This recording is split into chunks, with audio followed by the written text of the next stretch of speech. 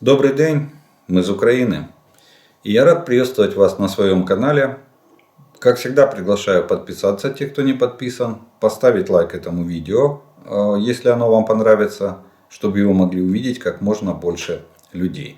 Ну а мы с вами начинаем очередное видео по оперативной обстановке за прошедшие сутки.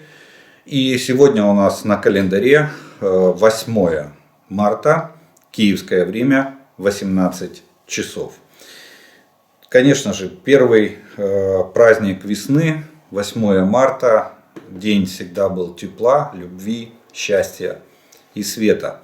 Сегодня мы его встречаем со оскоминой войны, запахом пороха, крови и смерти.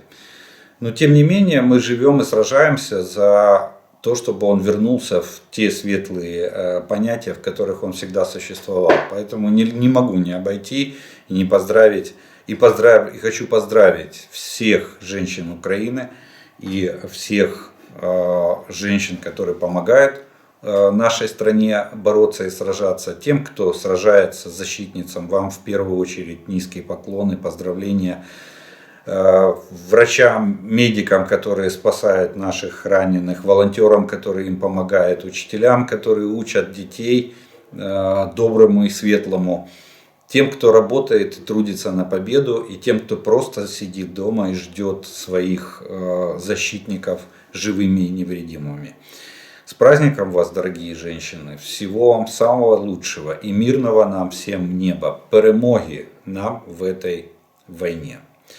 А перемога, она куется, и в том числе она основывается на символах победы. И таким символом победы стал наш солдат. Солдат, который территориальной обороны, даже нерегулярных частей, который мужественно встретил свою смерть и не сломался перед лицом этой смерти. Ведь он мог не знать, что его снимают, и мог предпринять любые действия, чтобы постараться спасти свою жизнь. Но он принял вызов от врагов и принял и стойко этот вызов был осуществлен.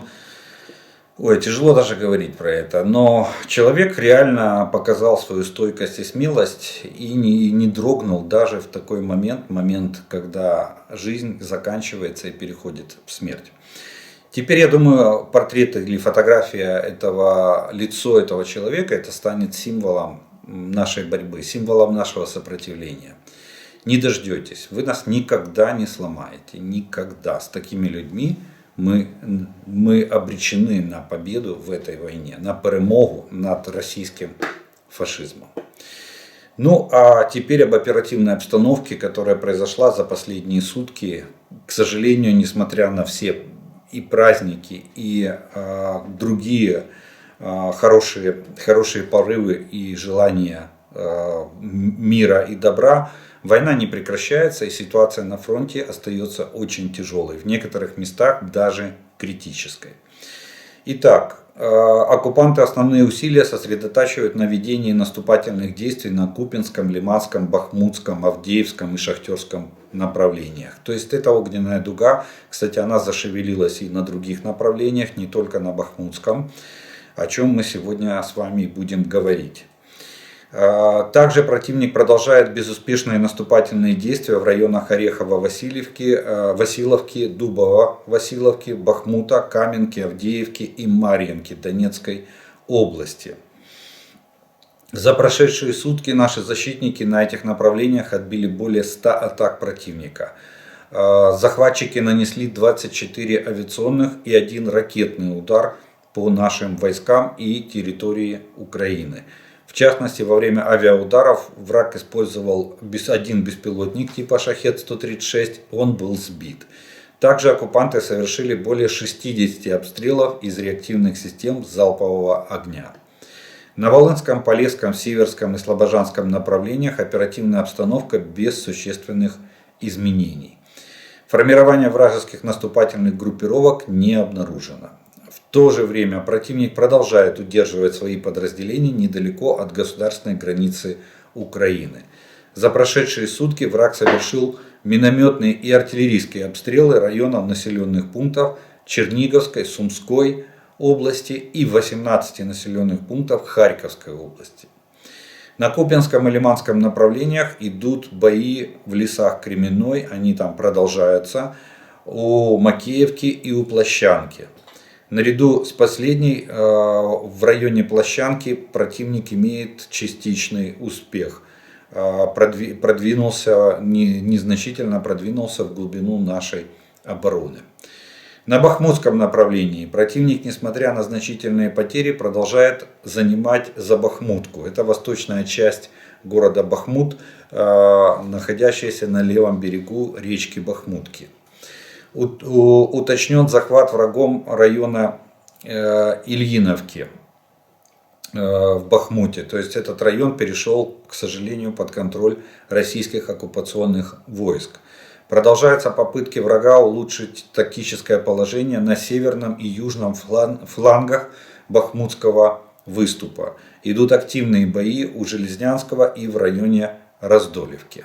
Вот такая вот ситуация. Ситуация очень критическая, но об этом мы еще поговорим в военно-политической обстановке. Там есть, я вам расскажу мнение Института изучения войны американского об этом. И мы обсудим с вами, как же лучше нам здесь поступить. Авдеевское и Шахтерское направление. Оккупанты захватили Веселое возле Авдеевки и пытаются улучшить свое положение там, то есть продвигаться дальше. Активные штурмы наших позиций длятся непрерывно несколько дней. Отмечаем, что враг задействовал значительные силы на том участке в районе Веселого. А также, кроме того, противник имеет успех к северу от Водянова. Ситуация в Невельском, Марьинке, Победе и Угледаре без изменений. И вот тут надо сделать такой вывод по поводу вот этой огненной дуги от Купянска до Угледара, что хотя почти все внимание приковано к Бахмуту и окрестностям, но противник продолжает удерживать инициативу на Сватовском и Авдеевском участках фронта. Для них захват Угледара и Марьинки – это основные задачи, надо об этом не забывать. А взятие в кольцо Авдеевки – это главное. Ведь последняя фактически уже является плацдармом в той части линии фронта, если она будет захвачена. В Бахмуте традиционно ситуация тяжелая, но несмотря на это у врага нет существенных успехов. А вот в районе Авдеевки успехи, к сожалению, есть. Противник начинает мероприятия или начинает прилагать неимоверные усилия с попытками зайти в тыл нашей группировки войск в самой Авдеевке. Ну и остается у нас Запорожское и Херсонское направление. Противник ведет оборону на этих направлениях. Обстрелял более 30 населенных пунктов из всех видов артиллерии на всю глубину ее досягаемости. Как на Херсонском, так и на Запорожском направлениях. В населенном пункте Стрелковое Генического района, временно занятой территории Херсонской области, в местных заведениях начального образования учителя и воспитатели оккупационной так называемой власти заставляют учеников и родителей оставаться после занятий и изучать Конституцию и законодательные акты Российской Федерации, а также враждебную историю, новую историю, которую несут эти российские псевдоучителя. Вот такой вот геноцид в отношении наших детей творят российские оккупанты. Во время перерывов детей принуждают учить и петь российский гимн. Вот доходит, видите, даже до таких, я бы счел это издевательством, особенно над детьми. В населенном пункте Ульяновка Васильевского района, временно занятой территории Запорожской области, по приказу так называемой российской оккупационной администрации, в местный ангар свозят зерно зерновых культур с прилегающих сельских хозяйств и ферм района. Оккупанты под видом покупки по значительно заниженным ценам просто конфискуют зерновые. А это, кстати, угрожает тому, что посевной на этих территориях не будет. И куда они вывезут это зерно, еще непонятно. Так что в этих районах может быть сорвана посевная. Авиация сил обороны за сутки нанесла 7 ударов по районам сосредоточения оккупантов. Также наши защитники сбили вражеский беспилотник типа «Орлан». Украинские ракетные войска и артиллерия в то же время поразили один зенитно-ракетный комплекс БУК-М1, 5 районов сосредоточения живой силы противника, 2 состава горюче-смазочных материалов и 1 комплекс радиолокационной разведки и контроля типа «Зоопарк». Всего за прошедшие сутки наши защитники ликвидировали 700 российских захватчиков, уничтожили 4 танка, 9 боевых бронированных машин, 7 артиллерийских систем, 3 беспилотника оперативно-тактического уровня и 7 различных автомобилей. По состоянию на утро сегодняшнего дня в Черном море на боевом дежурстве находится 9 вражеских кораблей. Ни один из них не является носителем ракет «Калибр». Вот такая военная обстановка сложилась в Украине на всех оперативных направлениях и на линии фронта от Харькова до Херсона. Не могу не пройти мимо сегодня, мимо вранья, которое несет официальная, подчеркиваю, официальная пресс-служба Министерства обороны Российской Федерации. Вчера Министерство обороны Российской Федерации объявило об уничтожении очередной гаубицы, и она стала 153-й. А это значит, что Россия официально, в кавычках, уничтожила все гаубицы М777, переданные Украине западными партнерами. И это стало уже вторым достижением, потому что первое достижение было чуть ранее. И оно касается систем «Хаймарс». Вторая, в кавычках, армия мира уничтожила в общей сложности в 2,5 раза реактивных систем залпового огня западного образца, в 2,5 раза больше, чем их было в составе вооруженных сил Украины. Я напомню, что у нас на сегодняшний день в составе вооруженных сил Украины воюет М270, Марс и ЛРУ систем 13. Это все одна и та же система, только разных производителей. Марс М270 это американского производства, Марс это немецкого, ЛРУ это французского производства. Так вот, их 13. И причем как было, так и есть. Ни одной мы не потеряли. И М142 Хаймарс у нас 20 штук. Итого 33 реактивных системы залпового огня. Это информация из открытых источников, из средств массовой информации. В виде таблички приведена. Вот. 33 как было, так и осталось. Российская пропаганда говорит, что официальный пресс-релиз Министерства обороны России говорит, что они уничтожили. Если в 2,5 раза, значит 60, где-то 90 реактивных систем залпового огня. В 2,5 раза больше, чем их есть всего в вооруженных силах. И вот вчера они, оказывается, 153 М777 были переданы Украине. Они воюют в составе сил обороны. Так вот, вчера они уничтожили 153. Что же тогда стреляет или какие гаубицы стреляют по позициям российских войск, сказать российское командование, я так понимаю, на сегодняшний день уже не может. А теперь поговорим немного о военно-политических новостях, которые происходят в Украине и вокруг нашей страны. И первой новостью сегодняшнего дня будет следующее. Венгерская делегация поехала можно так сказать, с турне по скандинавским странам. И венгерская делегация правящей партии посетила Стокгольм, а завтра планирует посетить Хельсинки. Вероятно, Венгрия подпишет ратификацию, уже 20 марта подпишет ратификацию о вступлении этих двух стран, то есть Швеции и Финляндии, в НАТО. На сегодняшний день 2 страны не ратифицировали это решение. Это Турция и Венгрия. Вот Венгрия решила согласовать эти вопросы. И венгерская делегация посещает Стокгольм и Хельсинки. Единственным препятствием для вступления в НАТО останется тогда Турция, которая в ближайшее время проведет третий раунд переговоров с Швецией и Финляндией. Посмотрим, чем он закончится. Но уже оставшись в одиночестве, я думаю, что Турция вряд ли будет сильно упорствовать в плане ратификации решения о вступлении Финляндии и Швеции в НАТО. Ходят даже некоторые слухи, говорят, что Эрдоган,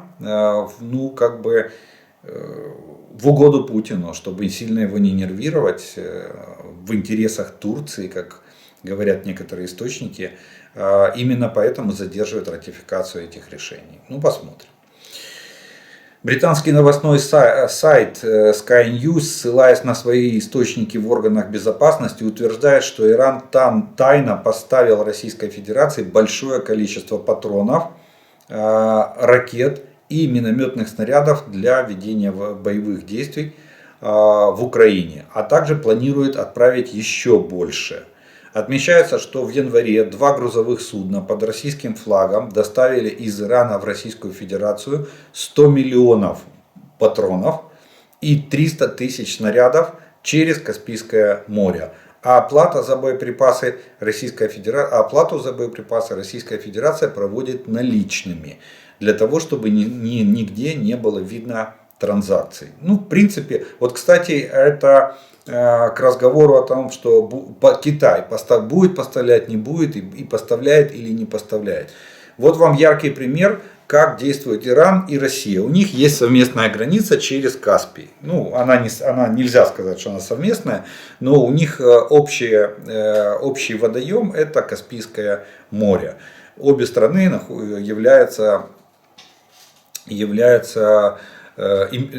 имеют свое побережье в этом море. И они по Каспию спокойно сухогрузами возят себе боеприпасы, расчет наличкой. И только благодаря действиям разведок и спецслужб можно установить, что да, какой-то груз идет. И никто не может попрепятствовать. Поэтому и у Китая несколько тысяч километров с Российской Федерацией границы. Поэтому, если Китай захочет поставлять оружие, он будет поставлять именно в таком же формате, как сейчас Иран поставляет Российской Федерации. Но скажу так, что слава богу, что дроны и ракеты Иран пока еще не поставляет. Далее, тут как раз к разговору о том, что ситуация в Бахмуте, ситуация в Авдеевке и Марьинке у нас становится катастрофической. В Бахмуте она на грани катастрофы, потому что угроза окружения очень высока. А в Бахмуте она начала ухудшаться буквально несколько дней назад, когда российские войска начали предпринимать попытки окружения. Точнее, Авдеевки. В Авдеевке она стала ухудшаться несколько дней назад, когда начали. И они, к сожалению, имеют успех. Они нашли слабое место и продавили нашу оборону. Если они будут двигаться дальше на юго-запад, то они могут выйти в тыл Угледару. Это, конечно, далеко, и об этом еще очень рано говорить, но тем не менее. Так вот, Вашингтонский институт, или американский, как мы его называем, институт изучения войны, в очередном бюллетене возражает, будем так говорить, высказывает свое мнение, что после Бахмута дорога на другие города Украины на Донецком направлении может быть открыта. По оценке института, российские войска на Донецком направлении не будет открыто. Почему? Потому что у нас там есть достаточно рубежей обороны. И вопрос, допустим, оставления Бахмута, он не повлияет на дальнейшее продвижение российских войск вглубь Донецкой, даже Донецкой области. Я уже не говорю там в масштабах всей страны. По оценке института, российские войска не имеют возможности развивать тактический успех в виде захвата Бахмута до оперативного уровня. Так что вскоре после гипотетического взятия города их наступление достигнет кульминации. То есть силы для продолжения наступления закончатся. И это говорит о том, что американцы намекают на то, что задайте вопрос, а смысл? Сегодня мы бросаем резервы, которых нам потом может не хватить на контрнаступление. Мы сейчас пытаемся сформировать какую-то группировку войск полностью на западного стандарта, на западном вооружении, для того, чтобы начать контрнаступательную операцию. Но ситуация в Бахмуте у нас вытягивает часть резервов. Мы уже перебрасываем туда резервы. Уже. Вот в чем вопрос. Сейчас ухудшается ситуация в районе Авдеевки. И это тоже потребует дополнительных резервов. Для стабилизации фронта вокруг этих населенных пунктов. Так вот, Институт изучения войны задает вопрос, а не имеет ли смысл отойти на заранее подготовленный рубеж обороны, отойти на господствующие высоты за городом Бахмут. Зачем мы сейчас, какой такой смысл стратегический, если они пишут, что даже нет тактического смысла в том, что в удержании этого города.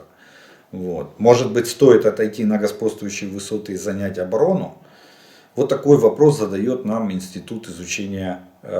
Американский институт изучения войны. И вот они, кстати, даже подчеркивают, к тому же от Бахмута в разных направлениях, пишут аналитики института, отходят две дороги, на Константиновку и на Славянский Краматорск. На запад и на северо-запад. Наступления в обоих направлениях не будут друг друга взаимно поддерживать.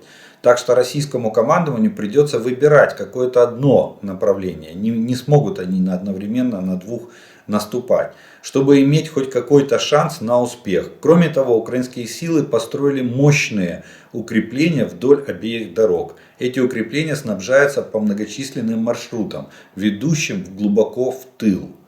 То есть у нас там шикарный рубеж обороны, оборудованный и с гарантированным обеспечением. Так почему бы его не занять и не продолжить на новом рубеже, не заставить российские войска начать все сначала.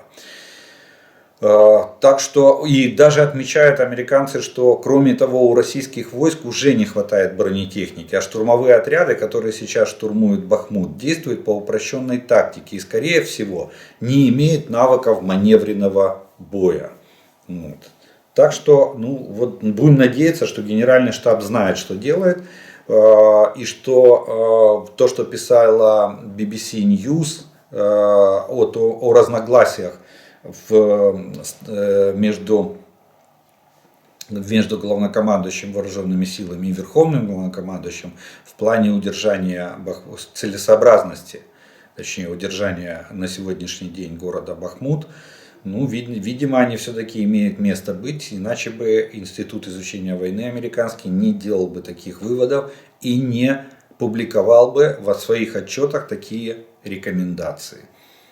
Посмотрим, какое решение примут, может быть, следующее заседание Ставки и изменит свое решение или видение этого вопроса. Далее, Тбилиси, Грузия. Можно сказать, что события приобретают довольно интересный оборот. В Грузии начались протесты. Протесты спровоцировал проект закона о иноагентах. Это фактически введение тотальной цензуры в средствах массовой информации, причем во всех.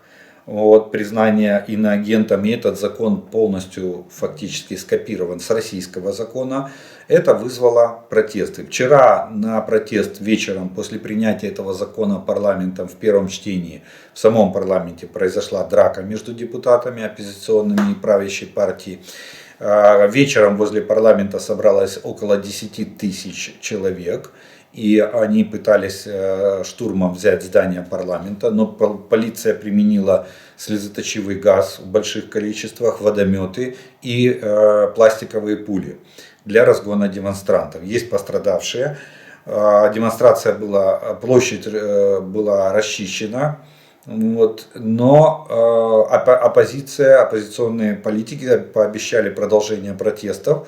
И несмотря на то, что акция протеста анонсирована на сегодня на 19 вечера, и она еще как бы официально не началась. С утра возле здания парламента уже собралось несколько тысяч человек, которые начали уже эту акцию. И на проспекте Руставели, и в основном заметно очень много молодежи. То есть молодежь не поддерживает пророссийскую политику и недемократические шаги, которые предпринимает сегодняшнее руководство Грузии. Посмотрим. Очень интересно развивается событие. Может быть, это будет новая грузинская весна. Как у них называлась революция роз когда-то в свое время. Может быть, это будет что-то наподобие этого. И дай бог им вырваться из этого российского ярма, которое им навешивает Москва. Белорусский Гаюн нам сообщает очень интересную информацию. Вот то, что я вчера вам говорил, что выводится 6-я мотострелковая дивизия с полигонов в Белоруссии и перебрасывается в Луганскую область. Она закончила обучение. Ну и дивизия, правда, немножко урезанного состава, всего лишь 5000 человек. А не 10-12, как обычно должна насчитывать. Так вот, я вчера задавал вопрос, посмотрим, будет ли ротация. Да, ротация есть. Сегодня нам белорусский Гаюн говорит о том, что прибыло 2 эшелона, один в Осиповичи, другой в Полонку. Общей сложности, я не буду перечислять там сколько пассажирских вагонов, я скажу в общей сложности прибыло порядка 79 единиц техники и 450 человек личного состава. Это новый заход мобилизованных на полигоны в Беларусь. На полигоны в Беларусь для обучения российских мобилизованных на базе, на учебно-материальной базе белорусских вооруженных сил. Эшелоны пришли один со станции Вязьма, Смоленская область, а второй эшелон пришел со станции Бекасово-Сортировочная, Московская область. Вот такие вот подробности сообщает нам белорусский Гаюн. Так что продолжает Российская Федерация использовать Белоруссию в качестве учебного полигона и подготовки своих войск. Далее, вооружение. И это, наверное, вооружение, которое мы получаем от наших партнеров. Есть новость о том, что я вам вчера говорил, что уже, наверное, в самом отдаленных уголках нашей планеты знают, что через несколько недель, вот уже издание «Политика» пишет, что 6-8 недель. Через 6-8 недель начнется наступление вооруженных сил Украины. К этому времени проблема авиации должна быть решена, пишет издание. США думают, как установить западные ракеты на советские истребители, которые есть у Украины. Речь идет об американских ракетах класса воздух-воздух средней дальности АИМ-120 с украинскими истребителями советского образца МиГ.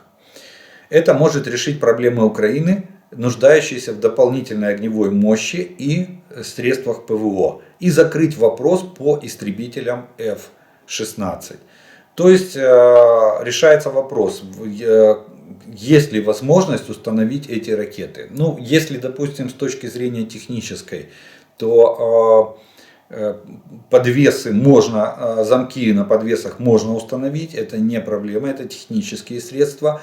То для того, чтобы использовать эти ракеты с этих самолетов, надо установить соответствующие приборы, блоки управления этими ракетами или систему управления огнем этим вооружением. Вот что надо установить на самолеты.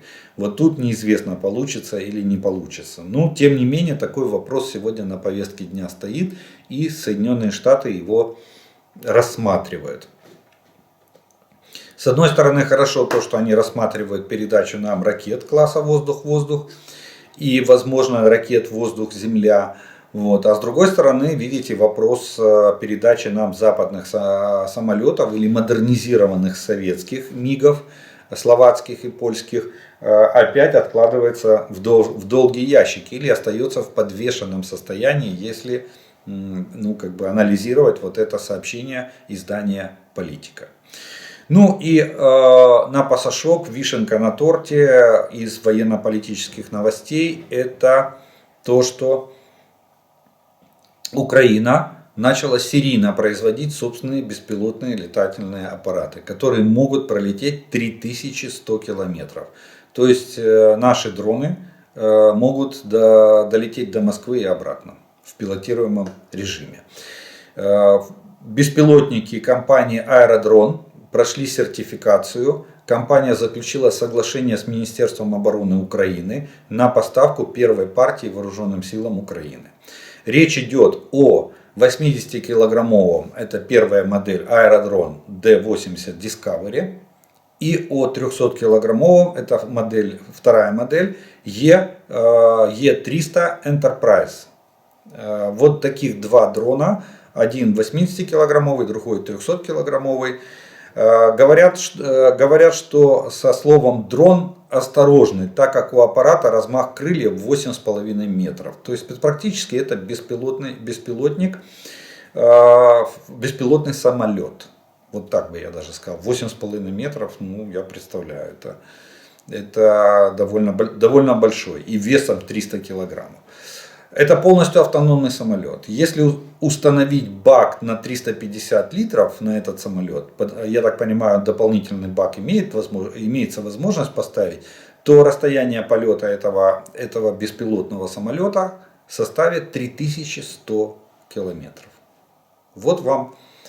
Если они сейчас поступят в вооруженные силы Украины, значит и дальше это пойдет уже в промышленных объемах и с довольно хорошими темпами, потому что они начинают серийное производство. Внимание, серийное производство собственных беспилотников. Тогда я так понимаю, что в Российской Федерации может начаться довольно большая бавовна и довольно в разных точках Российской Федерации. Вот такие вот военные и военно-политические новости произошли в Украине и вокруг нашей страны. На этом мы с вами первую часть нашего видео закончим. Я по традиции сделаю паузу. У вас есть время, те, кто не подписан, подписаться на мой канал. Проверьте, чтобы у вас был нажат колокольчик. Тогда вы будете получать уведомления о новых видео на моем канале и смотреть их в оригинале. Также не забудьте поставить лайк этому видео, кому оно понравилось. Тогда его смогут увидеть как можно большее количество людей. Ну и через некоторое время мы с вами продолжим.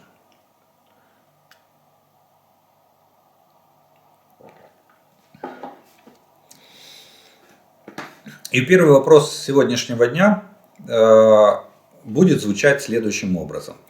Почему у вас такое ощущение, что усатый не пойдет воевать? Он обещал, что с Беларуси наступления не будет. Спасибо. Дело не в том, что он обещал или он не обещал. Дело в том, что Лукашенко делает все для того, чтобы максимально, первое, ослабить свой боевой потенциал. И не свой личный, а своих вооруженных сил. Это раз. И вторая главная причина. Почему? Потому что отдание приказа о вступлении Белоруссии в войну на стороне Российской Федерации будет угрожать его власти, его личной власти. Давайте поясню немножко, что имеется в виду боевой потенциал. Дело в том, что Лукашенко отдал часть боеприпасов НЗ, которые хранились на складах, запасов точнее, боеприпасов, отдал россиянам, они эшелонами вывозили оттуда. Часть техники из длительного хранения снял, отдал россиянам, то же самое. Разрешил российским вербовщикам нанимать белорусов, военнообязанных белорусов, то есть моб-ресурс свой. Летом цифра гуляла 13 тысяч в открытых источниках, что навербовали россияне в найм белорусов. Сейчас вот была в январе, по-моему, или в феврале была цифра там около 10 тысяч навербовали россияне в Белоруссии. То есть он даже военных разрешает подписывать контракты и ехать, точнее, договора по найму и ехать воевать в составе в составе каких-то формирований российской армии. Ну, это частные формирования, а сейчас тем более открылись вакансии еще вот в этой частной компании «Патриот», которую курирует Министерство обороны Российской Федерации. Так что это существенное ослабление. Он не провел ни одного учения с мобилизованными. Да, он проверил систему мобилизации, да, рассылали повестки, но на полигоны мобилизованных не собирали. Там 3- или 6-месячные курсы с ними по повышению квалификации никто не проводил. Вот. Так что он не готовит. С одной стороны, да, он гоняет регулярную армию, ту штатную, которая у нее есть. Она не вылазит с полигонов, начиная с февраля, да даже с января месяца прошлого года. Потому как, когда начались учения «Союзная решимость», с которых и началось массированное вторжение российских войск в Украину, в том числе и с территории Белоруссии. Но он проводит учения под видом проверки боевой готовности. Да, он держит войска до 6 батальонов, держит на прикрытии государственной границы. Ну и главная причина, дело в том, что белорусское общество не настроено воевать. Социология показывает, что белорусы в основной своей массе против войны. И сегодня процент военных, белорусских военных, тоже довольно высок, которые не хотят участвовать в этой кровавой бойне. Тем более на стороне Российской Федерации. Ну или даже не столько, наверное, правильнее будет сказать, не столько на стороне Российской Федерации, сколько вообще не хотят участвовать в этой войне. Они насмотрелись там. Особенно южные районы Белоруссии, там где были эшелоны с российскими ранеными, где конвои приходили, где белорусских солдат срочников заставляли перегружать трупы российских солдат и отправлять эти эшелоны, рефрижераторы с убитыми российскими солдатами в мешках, где белорусских срочников заставляли отмывать российскую технику от остатков, человеческих остатков российских солдат, привезенную с фронта, вот, и от крови там, и так далее. Вот. Они это все насмотрелись, они видели эти кучи раненых, когда белорусам запрещали ходить в медицинские учреждения, потому что они были забиты российскими ранеными. И общество не хочет. И если Лукашенко отдаст приказ, а там ситуация такая, что Путин же готовит союзное государство, если Лукашенко отдает приказ вперед, вступаем в войну, то вся армия Беларуси автоматически переходит под контроль единого штаба сил безопасности объединенного союзного государства. Извините, не объединенного, союзного государства. То есть Лукашенко теряет главный столб, на котором держится его трон, это армию. Ну и я думаю, что это вызовет социальный взрыв в белорусском обществе. Вот это самый главный критерий, который дает мне основания предположить, что Лукашенко сделает все, чтобы Беларусь не участвовала в этой войне. Кстати, он и сегодня сдерживает, на мой взгляд, российское командование от нанесения ударов с территории Белоруссии. Смотрите, ни обстрелы, ни дроны, я имею в виду ни ракеты, ни дроны пока что с территории Белоруссии не прилетали уже несколько месяцев. Так что вот это все в совокупности говорит о том, что вряд ли усатый, как вы пишете, вступит в войну. Он постарается пропетлять.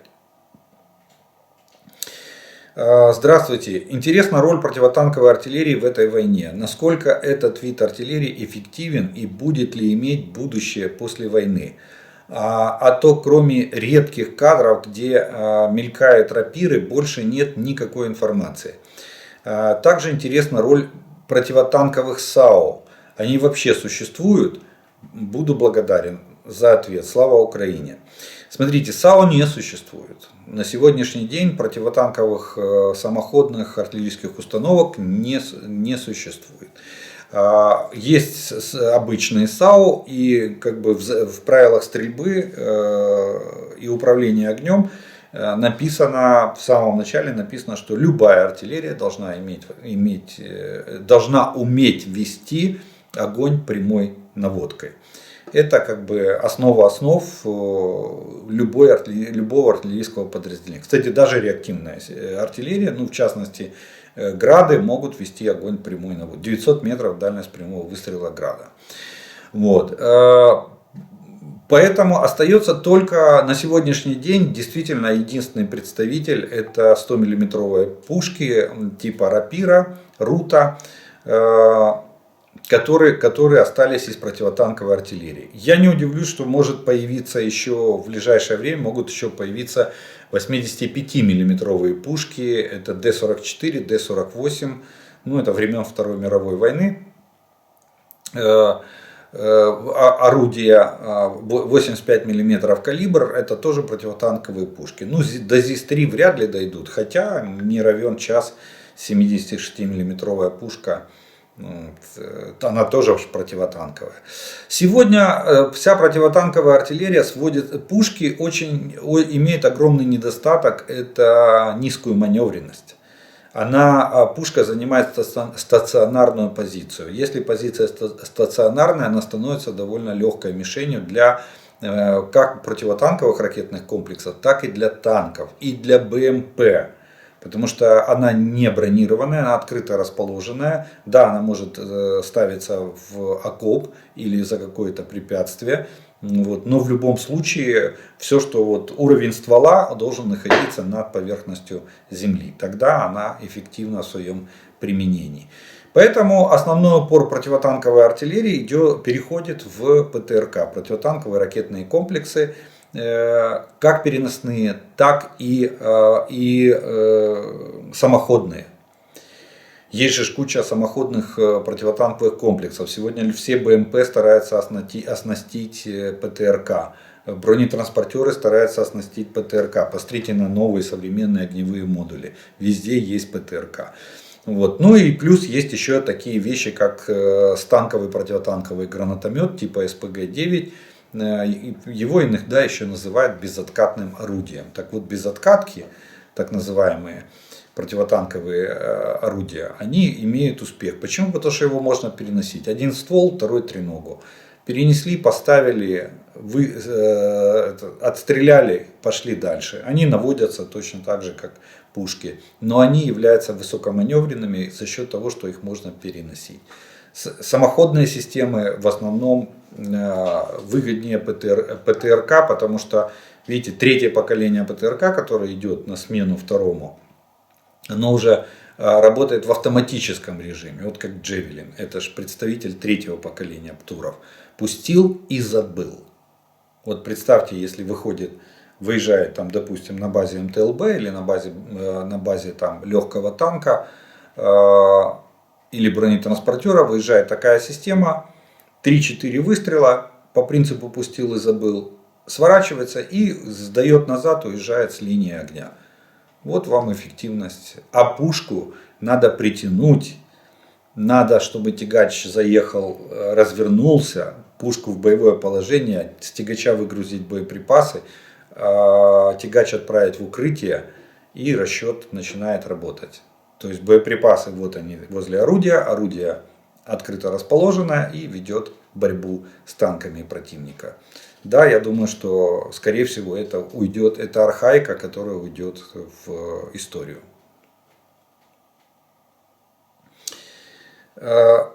Таке питання: скільки треба пострілів, щоб накрити ворожу батарею, на яку площу і як визначити, що подавили? Смотрите, батарея является площадной целью, и фронт батареи может быть от 300 метров. 6 орудий с минимальной дистанцией 50 метров. Вообще дистанция между орудиями 50-100 метров, в зависимости от калибра. Может достигать и 300 метров. Так что берем самую узкую, 300 метров фронт батареи, в глубину до 200 метров.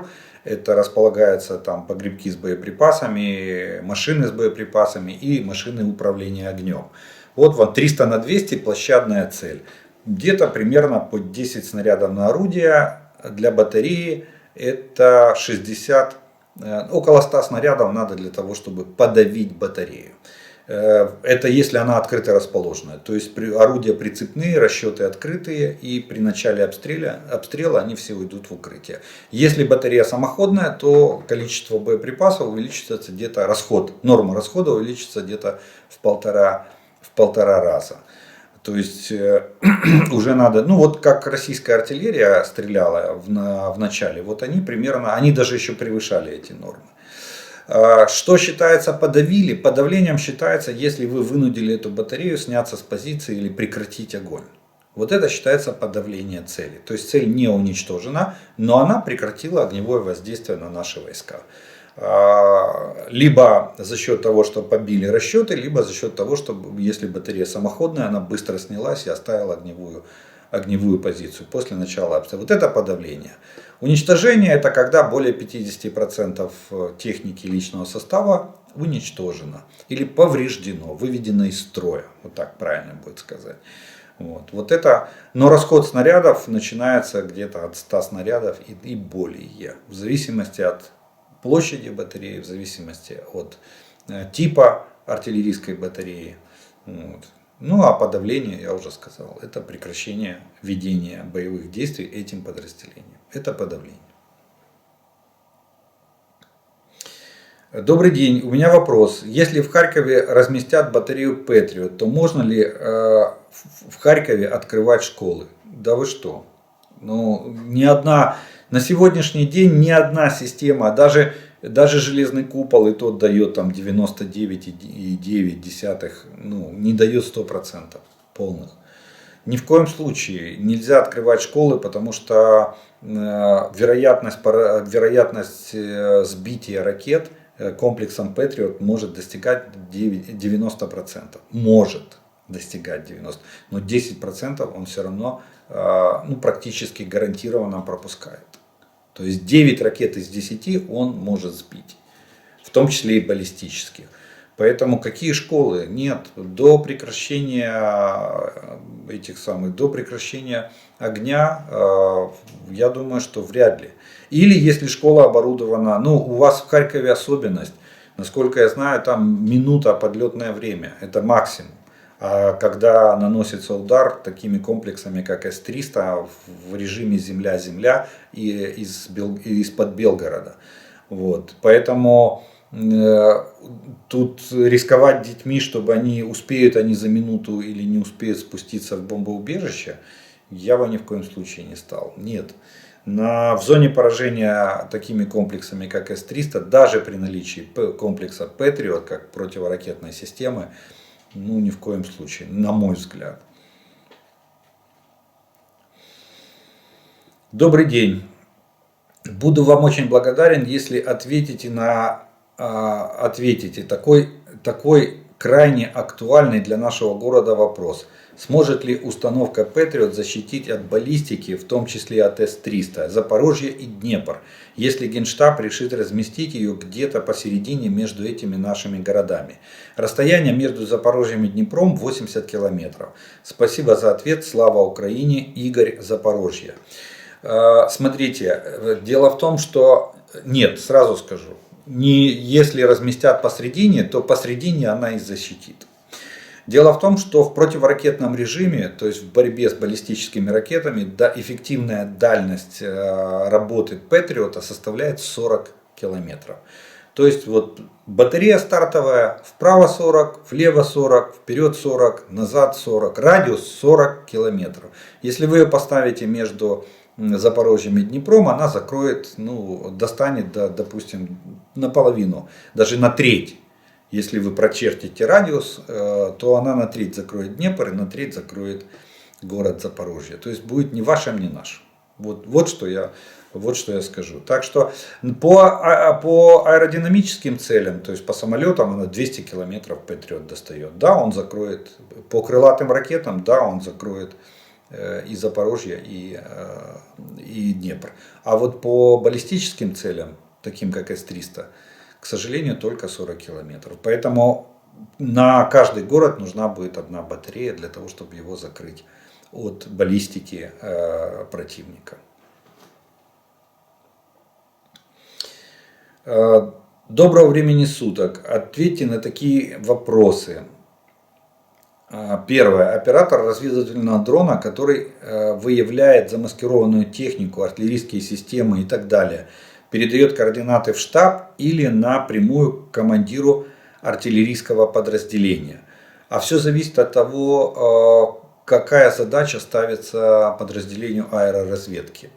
Смотрите, если подразделение аэроразведки, то есть оператор дрона, придается подразделению артиллерии, то он передает координаты напрямую на артиллерийское подразделение. Они поражают цель и параллельно сообщают об этом в единый центр сбора и обработки информации, то есть старшему начальнику. Если подразделение аэроразведки работает в своем штатном режиме, то, конечно же, они сообщают старшему начальнику, они дают координаты цели в общий котел информации. И там уже у старшего начальника есть свой аналитический центр, который определяет по координатам цели, где и какое подразделение артиллерии будет наносить огневое поражение этой цели. Поэтому все зависит от организации взаимодействия на местах старшим начальником. Второе. Артиллерийский расчет, минометчики сами выбирают себе удобную позицию. Да, в зависимости от задачи.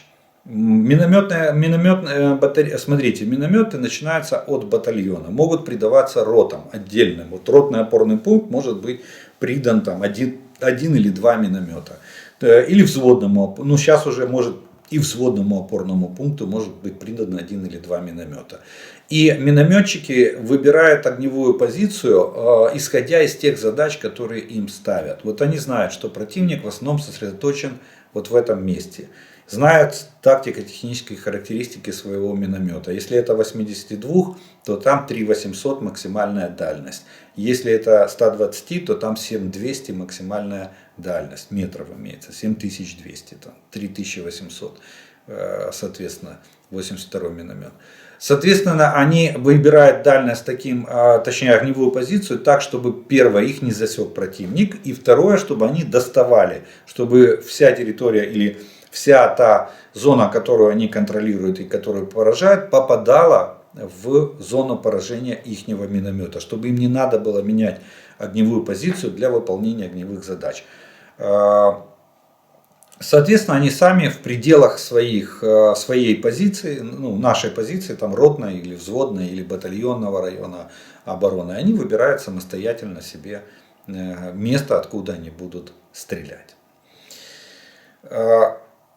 Ну вот такой вопрос, какая разница между сержантом, ефрейтором и старшим солдатом, и какая роль их в бою по управлению бойцами? Смотрите, ефрейтор и старший солдат это одно и то же, просто разные названия. Раньше был ефрейтор, это было в советской армии, потом мы отказались и стали называть не ефрейтором, а старшим солдатом. Звание старший солдат присваивается тем, кто имеет, ну, отличившимся, будем так говорить. Это практически можно приравнять примерно к наградной. То есть старший солдат, он присваивает звание такое тому, кто более опытный, тому, кто уже там прослужил какое-то время, и тот, который имеет лидерские качества. То есть он может в бою заменить командира. Если с командиром что-то случится, то тогда старший солдат берет, естественно, на себя по иерархии, берет на себя управление подразделением. Но старший солдат, он в пределах отделения. Хотя если во взводе убили всех сержантов и офицеров, то, естественно, какой-то из старших солдат, а их там несколько должно быть, как минимум 3 в каждом отделении, хотя бы по одному, он берет на себя управление личным составом, который остался в живых. Сержант – это категория, которая управляет непосредственно личным составом. То есть штатные сержанты начинаются от отделения. Есть отделение, есть командир отделения. Там звание младший сержант, сержант. Дальше идет взвод. На взводе идет взводом командует заместитель командира взвода. Это уже там до старшего, от младшего до старшего сержанта звания могут присваиваться. Он как бы правая рука офицера, и он непосредственно осуществляет управление личным составом. Сейчас мы перешли на натовскую иерархию, на натовскую структуру. У нас появилась такая категория, как сержант взвода. появилась категория сержант роты, батальона и так далее. Появилась категория штаб-сержантов, которые осуществляют управленческую работу в подразделениях, не с личным составом занимаются, а в основном ведут административную работу, ведут документацию этих подразделений. Вот, и являет такой как бы небольшой орган управления, начиная от взвода и заканчивая вооруженными силами. У нас есть сержант вооруженных сил, вот, который находится в генеральном штабе. И вертикаль, сержантская вертикаль управления, она спускается до командира отделения, до сержанта, командующего отделением. Вот что такое. А вообще, разница в иерархии. Ефрейтор и старший солдат — это всего лишь лидеры коллектива и лучшие его представители, начиная от отделения, а сержанты — это категория, которая непосредственно управляет личным составом, как в повседневной жизни, так и в боевой обстановке.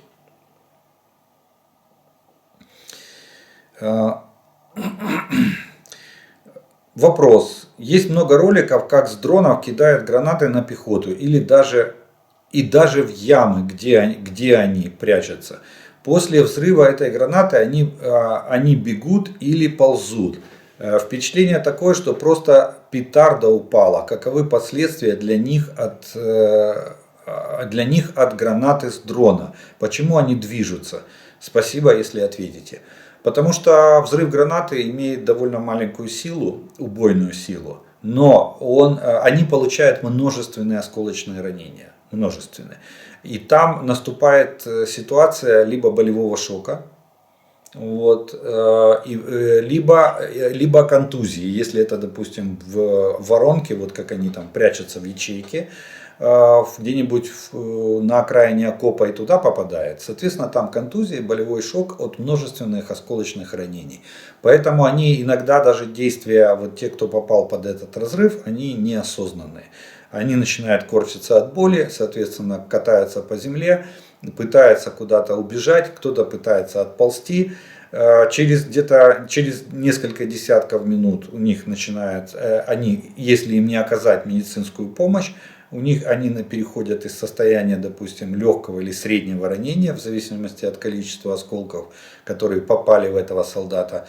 Они переходят в состояние средней тяжести, и еще там до 40 минут, до часу, как правило, медики говорят, они становятся тяжелыми и наступает летальный исход. Почему? Потому что множественные осколочные ранения дают очень большую потерю крови. Человек начинает просто истекать кровью. Им надо срочно принимать меры к остановке потери крови. Плюс надо вот в аптечках у каждой аптечки солдата есть один шприц-ампула с обезболивающим средством. Вкалывают сразу этот шприц-ампулу и, как правило, это если первая доврачебная помощь, надо поставить капельницу с физраствором для того, чтобы восполнить потерю, хотя бы частично восполнить потерю крови. И далее принимаются меры к остановке кровопотери. Поэтому редкие случаи, когда осколочные ранения вызывают сразу же летальный исход. Очень редкие случаи. Потому что, еще раз повторюсь, осколки их много, но они не такие смертельные, как, допустим, у мины, даже 82-миллиметровой мины. Это все-таки такие, будем говорить, на уровне наступательной гранаты. Там радиус поражения где-то порядка 6-7 метров. Радиус поражения вот таких вогов, которые сбрасывают с дронов в окопы к нашим врагам. Поэтому они и... Иногда бывает, смотришь, а он там практически не хромая, встает на ноги и убегает. Это, кстати, может быть даже в шоковом состоянии. Потому что эти разрывы редко вызывают переломы. Еще раз повторюсь, если не попали непосредственно в тело солдата. Вот. А так, множественные ранения, болевой шок и попытка куда-то убежать и куда-то спрятаться. Вот такая вот ситуация.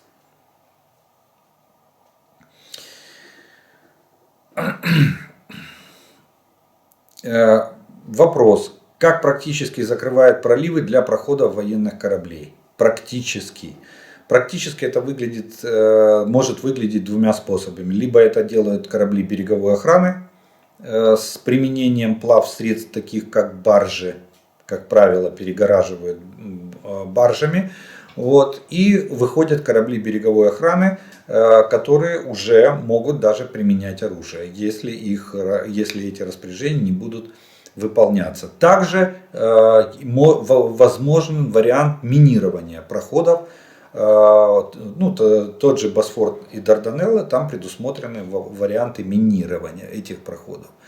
На случай, если их необходимо будет гарантированно закрыть. Так что практика говорит о том, что пролив может быть перекрыт минированием, физическим перекрыванием кораблями, либо плавсредствами типа баржа и кораблями береговой охраны. Как правило, это корабли, которые имеют вооружение и относятся к виду военно-морских сил, таких как береговая охрана.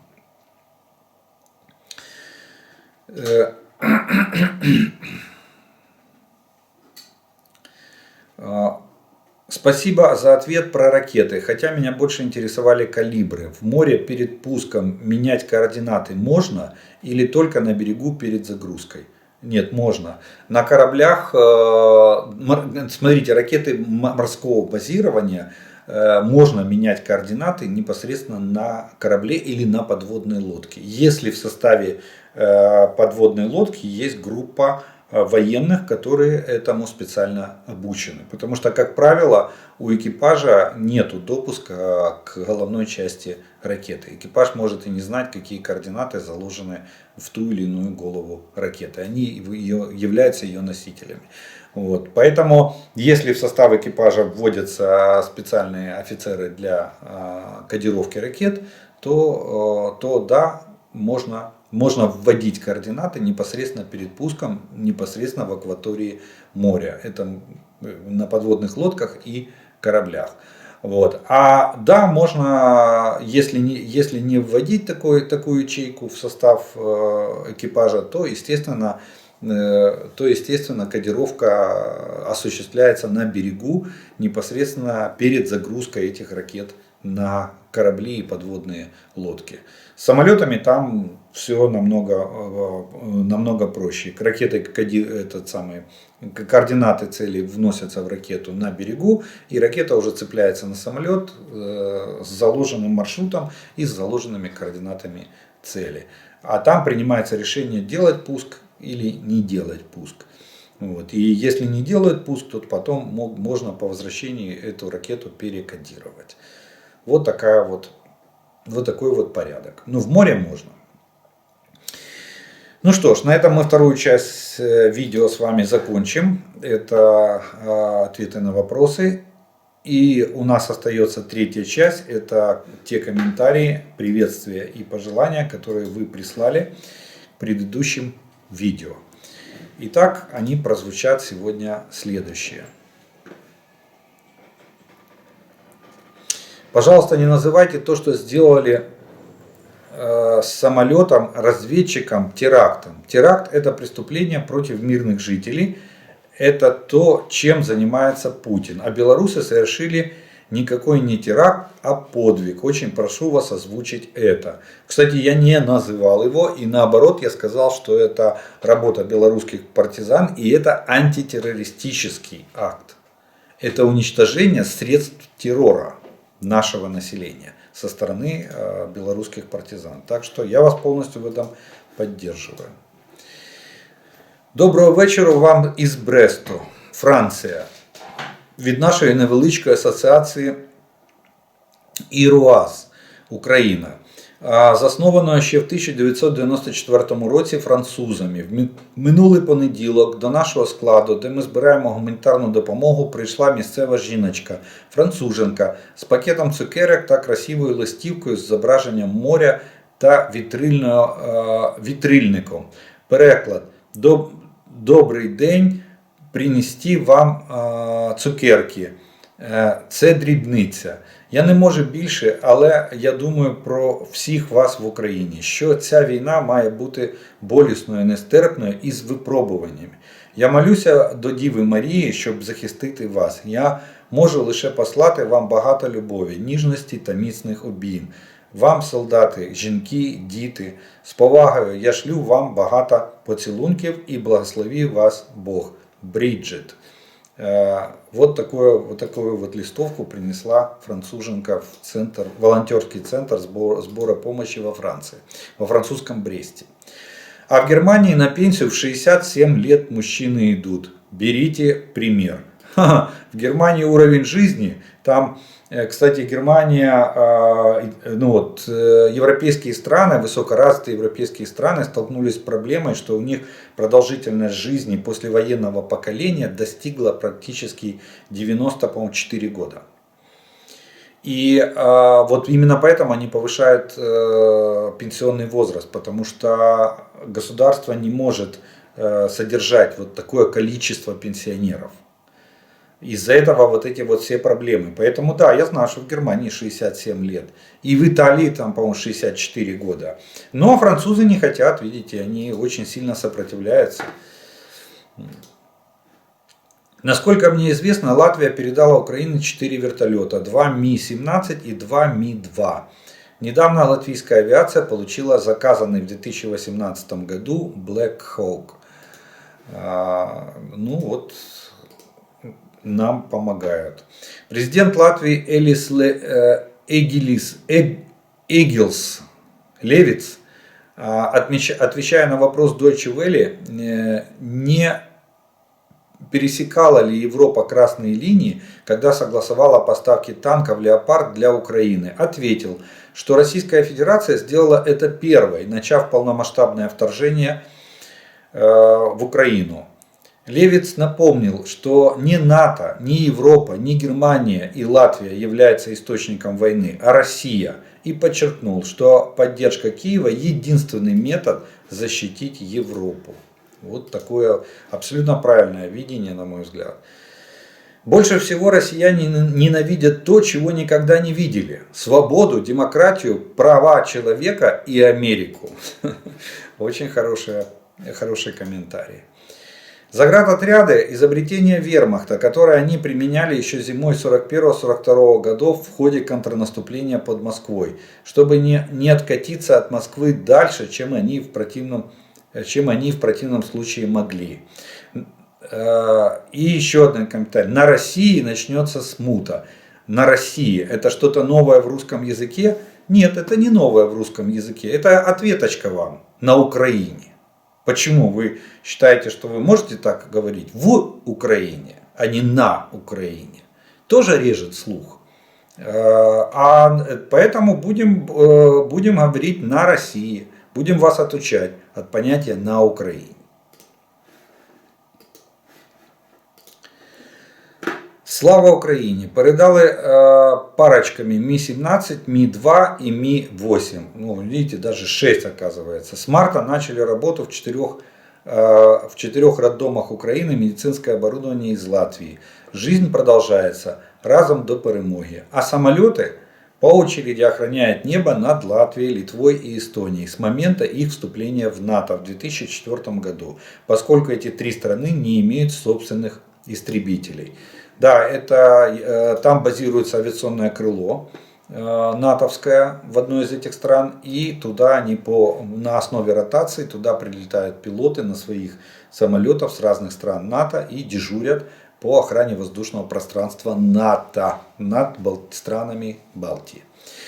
Мы жестокое зверье. В наших жилах все еще течет темная и злая рабья кровь, ядовитое наследие татарского и крепостного ига. Нет слов, которыми нельзя было бы обругать русского человека. Максим Горький. Вот такую фразу сказал, цитата Максима Горького. Не каждому дано умереть, как украинский солдат. Хорошая смерть. Не было в его глазах ни покорности, ни страха, ни поражения. Героям слава, брат. Да, это теперь наш символ. Символ стойкости и символ сопротивления и борьбы за нашу свободу. Я с Бердянского района. У нас часто в апреле бывают засухи. Надеемся на это. Конечно, мы тоже на это надеемся, что наступит сухой сезон и танки, наши танки Леопарды 2 пойдут в наступление. Сейчас в окопах много воды стоит. И я когда-то под дом фундамент рыл, тоже затопило. Так вот, я пробил железным прутом на метр землю. И вода ушла довольно быстро. Передайте ребятам, пускай попробуют, надеюсь, поможет. Да, надо постараться пробить верхний слой дна окопа, для того, чтобы создать такой своеобразный дренаж. И тогда, если снизу окажется более рыхлый слой почвы, то действительно вода из окопа будет быстро уходить. А вообще, конечно, делаются дренажные колодцы водосборные, для того, чтобы вода не скапливалась в окопах. Для этого нам надо копать. К сожалению, без лопаты или экскаватора тут никак не обойдешься. Здравствуйте, хочу сказать о разведчике ДРЛО-50. Есть видео от белорусских партизан. На нем дрон-разведчик спокойно подлетает к ДРЛО, сел на его антенну, потом просто без проблем улетел. Все происходило днем. Думаю, россияне просто поняли, что следующий ДРЛО из Беларуси своим ходом не улетит. Еще один гол в ворота Рашки от партизан. Позорный. Слава Украине! Ну что ж, вот на этой оптимистической ноте мы сегодня закончим наше с вами видео. Я благодарю вас за ваше внимание, что вы досмотрели до этого момента. Еще раз приглашаю, кто не подписан, подпишитесь. Кому понравилось видео, поставьте лайк. Не забудьте проверить, нажат ли у вас колокольчик, чтобы вы получали уведомления о новых видео на моем канале. Огромное спасибо спонсорам и тем, кто помогает каналу. Благодаря вашей помощи у меня есть возможность записывать эти видео. Еще раз с праздником, наши дорогие женщины. Пусть его не огорчают тяготы и лишения войны. Мы это все преодолеем. Все будет, перемога будет за нами. Все будет хорошо. Ну а мы с вами продолжаем верить в Збройні Сили України. Перемога за нами. Слава Україні!